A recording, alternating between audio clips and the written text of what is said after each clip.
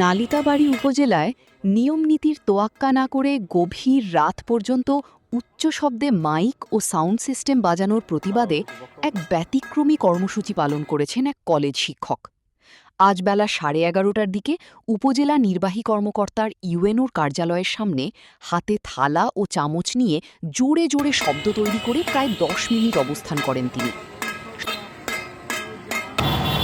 আপনারা জানেন, বর্তমানে শব্দ দূষণ এমন মারাত্মক আকার ধারণ করেছে যা সহ্যের বাইরে চলে গিয়েছে।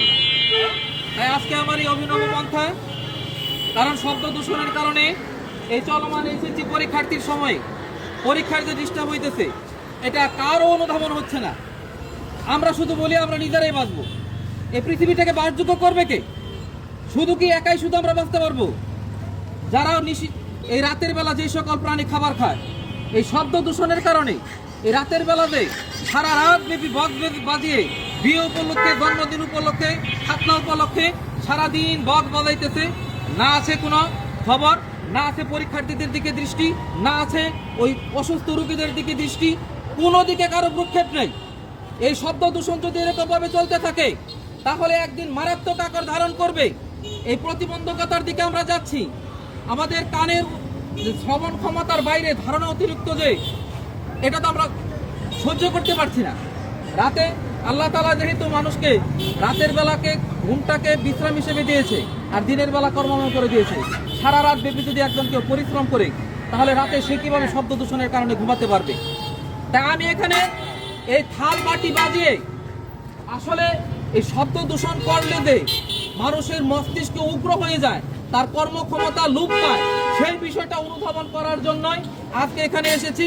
আমি এই থাল বাটি বাজিয়ে প্রমাণ করছি যে আমাদের প্রশাসন যদি এই দৃষ্টি না দেয় তাহলে আমরা ভবিষ্যৎ এই নালিতাবাড়ীতে মানুষ নিরাপদে বসবাস করতে পারবে না। তাই আমি অসুবিধার মাধ্যমে জানিয়ে দিতে চাই যে আসলে এটা অসুবিধা।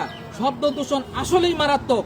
যেখানে ওই খ্রিস্টপূর্ব 200 শতাব্দে, অর্থাৎ আজ থেকে প্রায় 2200 বছর আগে জুলিয়াস সিজার, রোমানের সেই সম্রাট, সেটা অনুধাবন করতে পেরেছিল যে শব্দ দূষণের মারাত্মক ভূমিকা কি, এবং তার এলাকায় রথ চালানো নিষেধ করেছিল।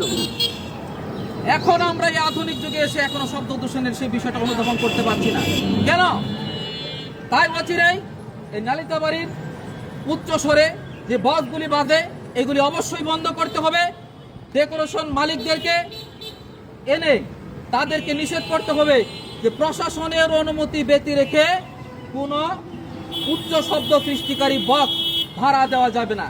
এটাই আমার প্রতিবাদ। তাই আমি প্রতিবাদ জানিয়ে এই অনুমহোদয়ের কাছে এই অভিনবভাবে আমি আমার স্মারকলিপি অর্থাৎ দরখাস্ত প্রেরণ করছি। ধন্যবাদ সবাইকে।